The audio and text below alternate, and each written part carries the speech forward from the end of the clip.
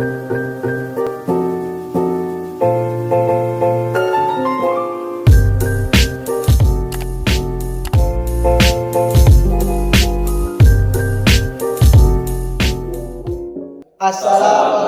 warahmatullahi wabarakatuh. Perkenalkan, kami dari kelompok S Blacker. Nama saya sendiri Ananda Dimasura. Saya Muhammad Hafiz Al-Bukhari. Saya Sanju Abdillah. Saya Didin Pertama. Dan saya Fikri Ananda Siregar. Oke, pada kali ini kami akan melakukan presentasi video mengenai analisis faktor demografis dan perilaku belajar terhadap prestasi akademik siswa menggunakan prinsipal komponen analisis atau PCA dan linear regresi. Penelitian ini bertujuan untuk mengetahui pengaruh faktor demografis dan perilaku belajar terhadap prestasi akademik siswa serta membangun model prediksi nilai antara siswa menggunakan metode PCA dan linear regresi. Oke, pada kesempatan ini kami akan mempresentasikan penelitian kami yang berjudul Analisis Faktor Demografis dan Perilaku Belajar Terhadap Prestasi Akademik Siswa menggunakan Prinsipal Komponen Analisis atau PCA dan Linear Regression. Variabel yang tersedia antara lain gender, race, parental level of education, lunch, test preparation course, math scores, reading scores, dan writing scores. Pada penelitian ini kami mengambil 30 sampel data sebagai data demonstrasi dan visualisasi. Sedangkan proses analisis tetap menggunakan keseluruhan data agar hasil PCA lebih stabil. Pada bagian coding tahap pertama adalah kami melakukan import library. Codingannya seperti ini. Library Pandas digunakan untuk mengolah data. NumPy digunakan untuk perhitungan numerik, Matplotlib dan Seaborn digunakan untuk visualisasi data. Kemudian selanjutnya kita datasetnya dibaca menggunakan codingannya seperti ini. Perintah ini berfungsi untuk memasukkan dataset ke dalam data frame Pandas. Kemudian kami melakukan pengecekan ukuran dataset menggunakan codingan ini, bisa dilihat sendiri. Dan pengecekan struktur data menggunakan codingan ini yang df.into. Tahapan ini sangat penting. Kenapa? Karena membantu memastikan tipe data dan jumlah data sudah sesuai sebelum dilakukan analisis lebih lanjut. Oke, selanjutnya saya akan menjelaskan tahap persiapan data dan eksplorasi data.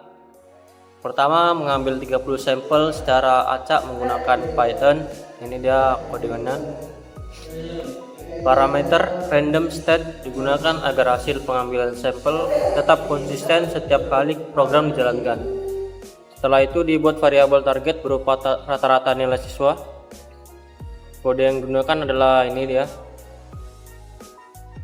Tujuan pembuatan average score adalah agar prestasi siswa dapat dipresentasikan secara lebih menyeluruh dibandingkan hanya menggunakan satu nilai mata pelajaran.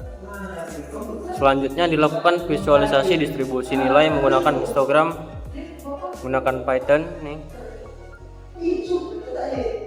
Visualisasi ini membantu melihat persebaran nilai siswa apakah normal, miring ke kanan atau miring ke kiri.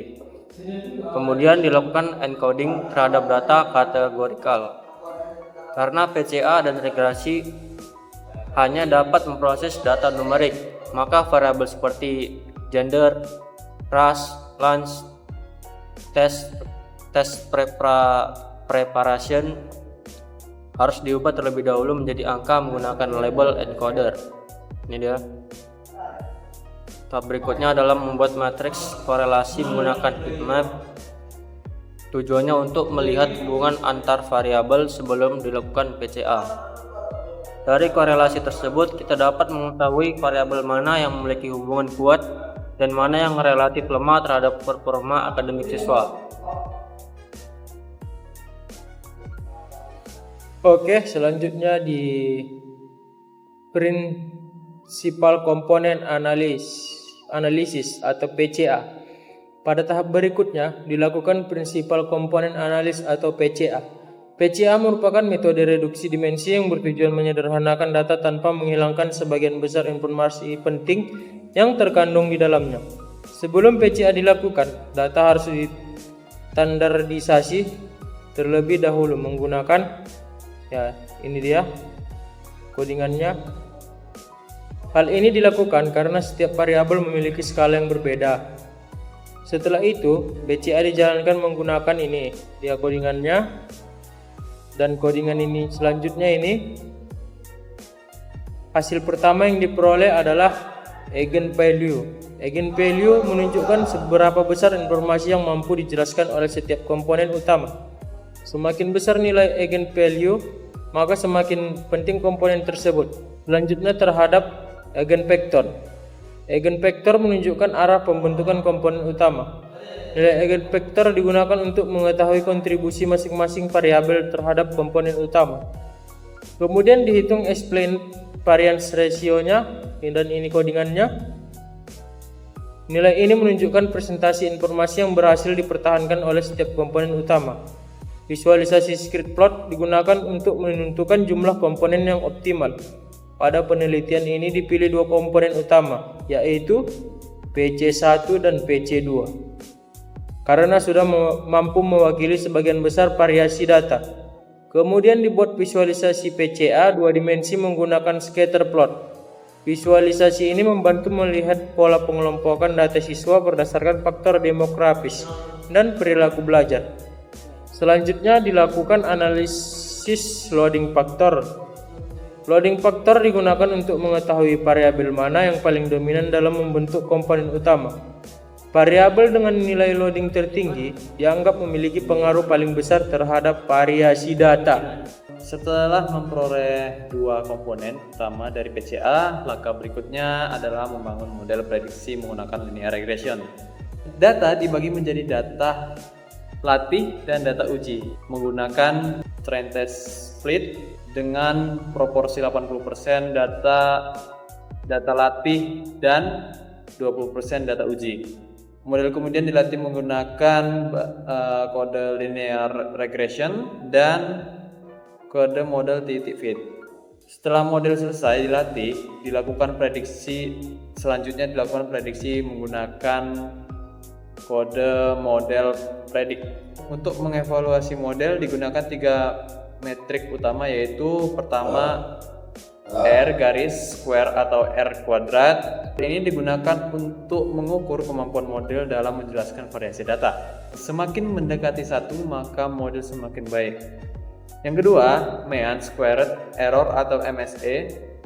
Ini mengukur rata-rata kesalahan kuadrat prediksi. Lalu yang ketiga ada root mean square error atau RMSE. RMSE ini menunjukkan rata-rata kesalahan prediksi dalam suatu satuan yang sama dengan nilai ujian. Selanjutnya model disimpan menggunakan joblib.dam kode berikut sehingga model dapat digunakan kembali tanpa harus dilatih ulang. Nah, tahap terakhir ini adalah deployment testing menggunakan 15 data baru.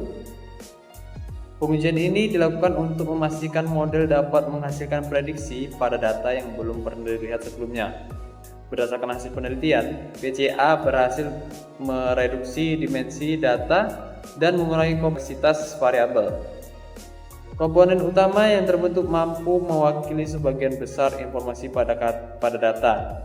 Model linear regression kemudian digunakan untuk memprediksi rata-rata nilai siswa berdasarkan komponen utama tersebut.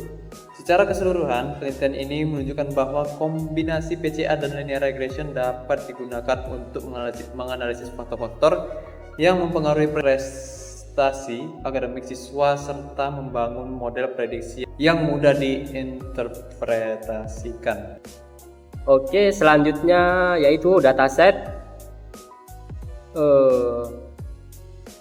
Di sini ada 30 dataset yang digunakan merupakan adalah data presentasi siswa yang berisi informasi demografis dan perilaku belajar, yaitu gender, race atau etnis, tingkat pendidikan orang tua, jenis makanan siang, dan tes preparation course. Selain itu terdapat 3 nilai akademik, yaitu math score, reading score, dan writing score. Langkah pertama adalah membuat variabel target berupa average score dengan menghitung rata-rata dari ketiga nilai tersebut. Rumus yang digunakan adalah average score, math score, average score sama dengan math score tambah reading score tambah writing score dibagi 3. Setelah itu diambil sebanyak 30 sampel data untuk proses analisis. Karena terdapat data kategori, maka dilakukan proses encoding agar data dapat diolah oleh algoritma machine learning. Lalu tahap berikutnya adalah standarisasi dan PCA. Tujuan standarisasi adalah menyamakan skala seluruh variabel sehingga tidak ada variabel yang mendominasi proses analisis. Rumus standarisasi adalah Z sama dengan X kurang X. Oke, rumus standarisasi adalah Z sama dengan X kurang X bar dibagi 8. Setelah seluruh data distandarisasi, dilakukan Principal Component Analysis Data atau PCA. PCA yang digunakan untuk mereduksi 5 variabel menjadi 2 komponen yaitu PC1, PC2. Dengan PCA, informasi penting dari 5 variabel tetap dipertahankan, tetapi jumlah variabel menjadi lebih sedikit sehingga model menjadi lebih sederhana dan efisien. Hasil PCA menghasilkan nilai PC1 dan PC2 yang kemudian digunakan sebagai variabel input pada tahap regresi. Dan selanjutnya adalah linear regression. Setelah memperoleh PC1 dan PC2, dilakukan pemodelan menggunakan linear regression. Tujuannya adalah memprediksi average score berdasarkan kedua komponen utama tersebut. Berdasarkan hasil pengolahan data yang diperoleh persamaan regresi Y sama dengan 62,42521 kurang 2,46008 PC1 kurang 0,37159 PC2, di mana Y adalah average score, PC1 adalah komponen utama pertama, PC2 adalah komponen utama kedua. Persamaan ini digunakan untuk menghasilkan nilai prediksi prestasi akademik siswa. Lalu evaluasi model. Untuk mengetahui performa model yang digunakan 3 metrik evaluasi yaitu 1 R-square atau R2, yang kedua mean squared error atau MSE, yang ketiga root mean squared error atau RMSE. Rumus MSE